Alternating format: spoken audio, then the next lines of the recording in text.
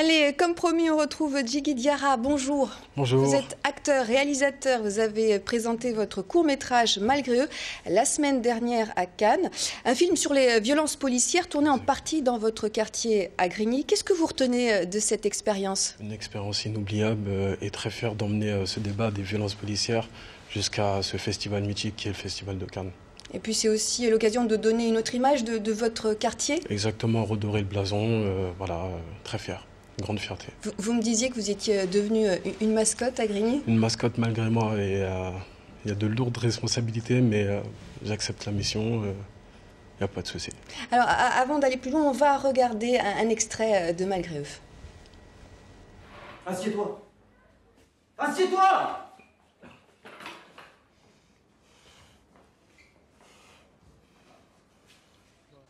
Mathieu, on n'a rien fait.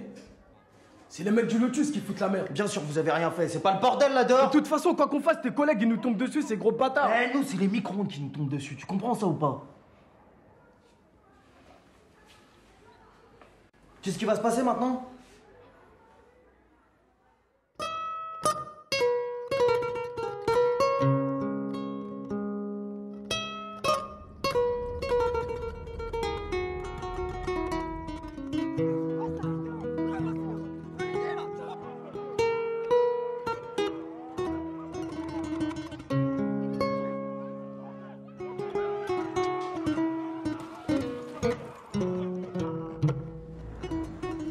Alors c'est un film qui est sorti il y a déjà un an, qui a connu beaucoup de succès, qui a remporté plusieurs prix.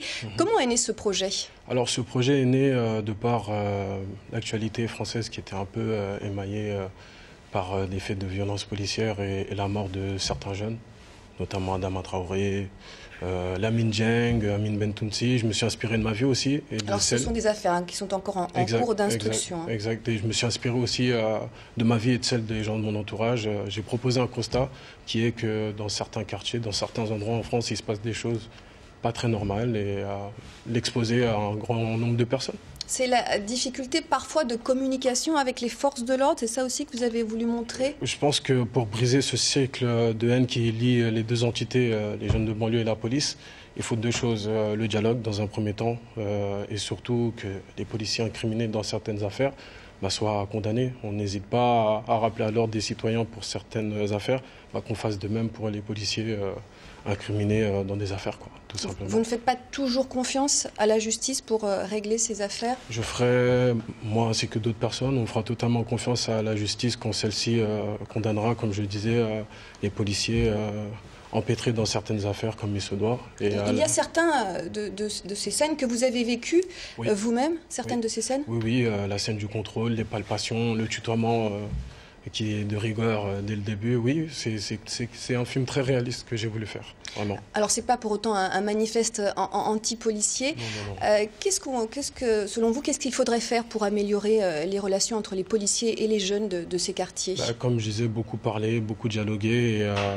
Vous parliez aussi de la formation des policiers. Exactement, la formation qu'il y a à revoir, parce que je pense qu'ils sont parachutés comme si on était dans un jeu vidéo sur un terrain qui, la plupart du temps, leur est hostile. Mais voilà, c'est un problème très complexe. Et donc la formation et le dialogue, je pense, font partie des solutions possibles. Un film militant, en deux mots, vos prochains projets? Un court-métrage avant de passer au long-métrage. Et voilà, ce qu'on a vécu au Festival de Cannes à la quinzaine des réalisateurs nous encourage, c'est galvanisant pour la suite. Et je remercie Aurélie Cardin qui est à la base de tout ça. Merci infiniment Djigui Diarra. Je rappelle donc le titre de votre court-métrage Malgré eux et bonne chance pour vos futurs projets. Merci.